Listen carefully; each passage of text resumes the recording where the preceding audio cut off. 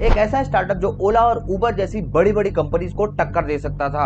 एक ऐसा स्टार्टअप जो इंडिया के ग्रीन मोबिलिटी के सपने को पूरा करने में मदद कर रहा था। और एक ऐसा स्टार्टअप जिसकी सर्विस रोज डेली बेसिस पर हजारों लोग यूज करते थे। आखिर कैसे वो अंदर ही अंदर 262 करोड़ का स्कैम कर रहा था। कैसे दो स्टार्टअप फाउंडर्स ने इन्वेस्टर्स के पैसे को घुमाकर डीएलएफ कैमेलियाज में 42 करोड़ का एक फ्लैट खरीदा। मैं बात कर रहा हूँ इंडिया के green mobility ride hailing startup blue smart की, जिसके फाउंडर्स अनमोल सिंह जग्गी और पुनीत सिंह जग्गी ने इन्वेस्टर्स के पैसों से 262 करोड़ का स्कैम किया और आज उन्हीं की वजह से हजारों ड्राइवर्स और एम्प्लॉय एक ही रात में बेरोजगार हो गए। तो चलिए जानते हैं कैसे दो स्टार्टअप फाउंडर्स की लालच की वजह से हजारों लोग और एक हंसता खेलता स्टार्टअप रातों रात बर्बाद हो गया। तो बात है सन 2019 की, जब अनमोल सिंह जग्गी, पुनीत सिंह जग्गी और पुनीत के गोयल मिलकर ब्लू स्मार्ट कंपनी की शुरुआत करते हैं। ब्लू स्मार्ट कंपनी की शुरुआत करने के पीछे इनका विजन था कि ओला और उबर जैसी एक राइड हेलिंग सर्विस बनाना, पर जो पूरी तरीके से इलेक्ट्रिक व्हीकल चलाती हो। और इसके साथ साथ इनकी दूसरी जो यूनिक चीज थी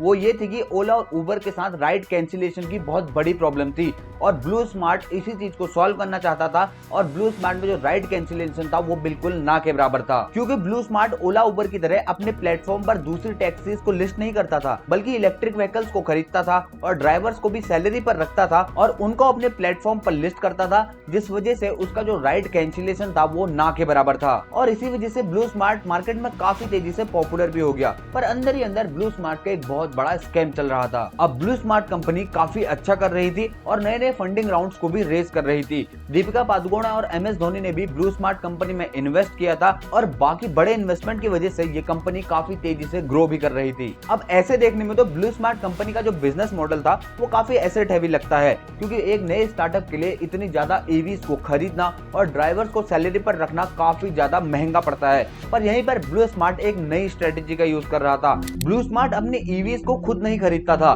बल्कि जेंसोल नाम की एक दूसरी कंपनी से लीज पर लेता था। इस कंपनी का नाम ध्यान से याद रखना, क्योंकि यही कंपनी आगे जाके असली फसाद की जड़ बनने वाली है। जेंसोल एक पब्लिकली लिस्टेड कंपनी थी जो सोलर कंसल्टिंग और इंजीनियरिंग सर्विस में थी, यानी कि सोलर प्लांट्स को कंस्ट्रक्ट और मैनेज करती थी। पर फिर जेंसोल कंपनी ने ईवी सेक्टर में आने का भी सोचा, जहां उन्होंने ईवी फ्लीट्स को खरीदकर ब्लू स्मार्ट को लीज आउट करना शुरू कर दिया। अब ये चीज बाहर से दिखने में तो काफी सिंपल लग रही थी, पर सोचने वाली बात यह है कि एक पब्लिकली लिस्टेड कंपनी अचानक से ईवी सेक्टर में आ जाती है और ईवी सेक्टर में बहुत सारी इलेक्ट्रिक व्हीकल्स को खरीदकर एक स्टार्टअप जो कि था ब्लू स्मार्ट उसको लीज आउट करना शुरू कर देती है। यहाँ कुछ ना कुछ तो गड़बड़ थी, और वो गड़बड़ ये थी कि जो ब्लू स्मार्ट कंपनी के फाउंडर थे जग्गी ब्रदर्स, वही दो लोगों ने मिलकर जेंसोल कंपनी को भी शुरू किया था। और टेक्निकली देखा जाए तो जग्गी ब्रदर्स अपनी ही एक पब्लिकली लिस्टेड कंपनी से ईवीज को खरीदवा रहे थे और उन्हीं को अपने ही स्टार्टअप को लीज आउट करवा रहे थे। और जेंसोल कंपनी इन ईवीज को खरीदने के लिए जो पैसा इस्तेमाल कर रही थी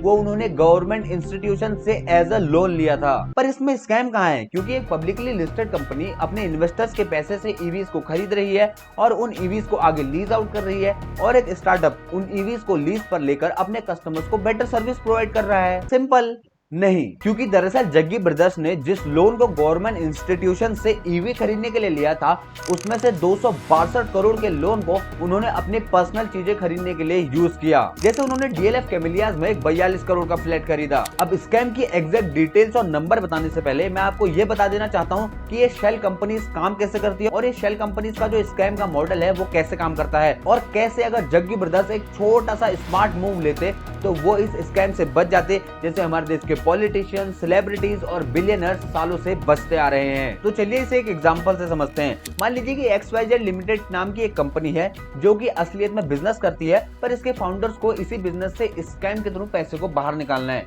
तो ये क्या करेंगे कि एक शेल कंपनी बनाएंगे। शेल कंपनी यानी कि ये कंपनी ऑन पेपर तो होती है, पर इस कंपनी का जो एड्रेस होता है, जो फैक्ट्री होती है, वो कहीं एग्जिस्ट नहीं करती और इस कंपनी में बस 2-4 ही एम्प्लॉय होते हैं। तो वो XYZ लिमिटेड नाम की जो कंपनी है वो अपने अकाउंट्स में ये दिखाएगी कि उसने उस शेल कंपनी से कुछ सर्विसेज प्रोवाइड करी थी और उसके बदले उसने उस शेल कंपनी को पेमेंट करी है, और वो अपनी कंपनी से उस शेल कंपनी में पैसा दे देंगे, पर असलियत में उन्होंने उस शेल कंपनी से कोई सर्विस ली नहीं होती है। अब वो शेल कंपनी उस पेमेंट को और अकाउंट्स में ट्रांसफर करेगी और ये शेल कंपनीज के नेटवर्क धीरे धीरे बढ़ते बढ़ते वापस फाउंडर्स की जेब में आ जाता है। और ब्लू स्मार्ट ने भी ऐसे ही किया। पर आखिर ब्लू स्मार्ट गलत कहाँ हुआ? दरअसल ब्लू स्मार्ट ने जो सारी शेल कंपनीज का नेटवर्क था वो इंडिया में ही बनाया था। अब इंडिया में ये नेटवर्क को पकड़ना काफी आसान है, क्योंकि एक ही देश है, एक ही सेंट्रलाइज सिस्टम है, तो एक अकाउंट से दूसरे अकाउंट की इंफॉर्मेशन निकाली जा सकती है और इन स्कैम्स को पकड़ना काफी आसान होता है। पर अगर ब्लू स्मार्ट के जग्गी ब्रदर्स अपने इन शेल अकाउंट्स को किसी दूसरे देश में, जो कि टैक्स हेवन कंट्रीज है,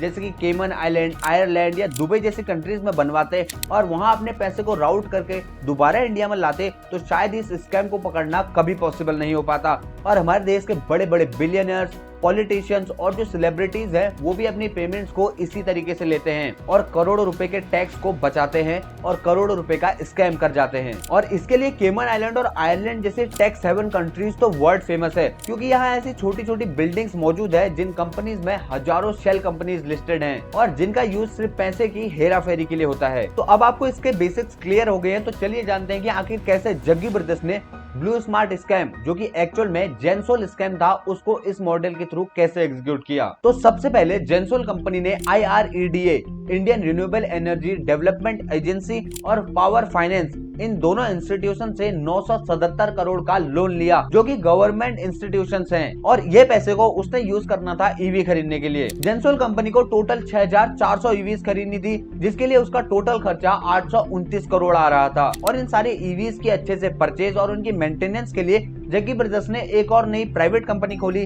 जिसका नाम था गो ऑटो प्राइवेट लिमिटेड। पर इस कंपनी ने 6400 ईवीज की बजाय सिर्फ 4704 ही ईवीज खरीदी, जिसका टोटल खर्चा 567 करोड़ रुपीस आया, यानी कि बीच के 262 करोड़ मिसिंग थे। और यही 262 करोड़ रुपीस जग्गी ब्रदर्स ने गो ऑटो के अकाउंट से छोटी छोटी शेल कंपनीज को ट्रांसफर किए और उन शेल कंपनीज से DLF के अकाउंट में और अपने फॉरेन ट्रिप्स और ऐसे ही अपने पर्सनल एक्सपेंसेस को फंड करने के लिए यूज किए। DLF कैमिलिया में 42 करोड़ का फ्लैट खरीदने के लिए गो ऑटो ने सबसे पहले 42 करोड़ रुपए कैप्रिज नाम की प्राइवेट कंपनी में डाले और उस अकाउंट से फिर वो DLF कैमिलियास के अकाउंट में गए और इस तरीके से इन्वेस्टर्स के पैसे को घुमाकर उन्होंने DLF कैमिलियास में एक बहुत बड़ा फ्लैट खरीदा। इसके अलावा 6 करोड़ रुपए अनमोल जग्गी की मदर के अकाउंट में और 3 करोड़ रुपए उनके वाइफ के अकाउंट में भी ट्रांसफर किए। इसके अलावा 27 लाख का एक गोल्फ किट और लाखों की जो फॉरेन इंटरनेशनल ट्रिप्स थी, वो भी उन्होंने कंपनी एक्सपेंस पर ही करी। और ये तो थी पैसे की हेराफेरी, पर इन्वेस्टर्स का ट्रस्ट बढ़ाने के लिए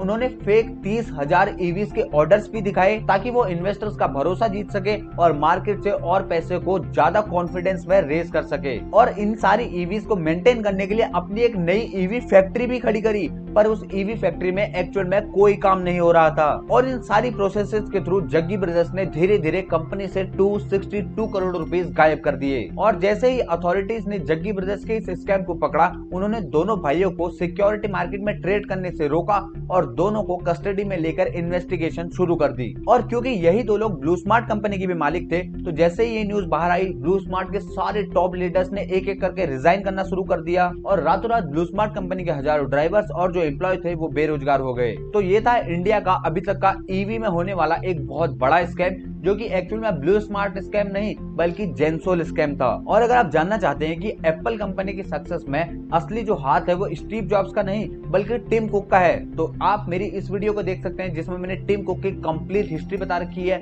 और बताया है कि कैसे उन्होंने एप्पल कंपनी को ट्रांसफॉर्म किया। मैं आपसे वही मिलूंगा, तब तक के लिए जय हिंद, वंदे मातरम।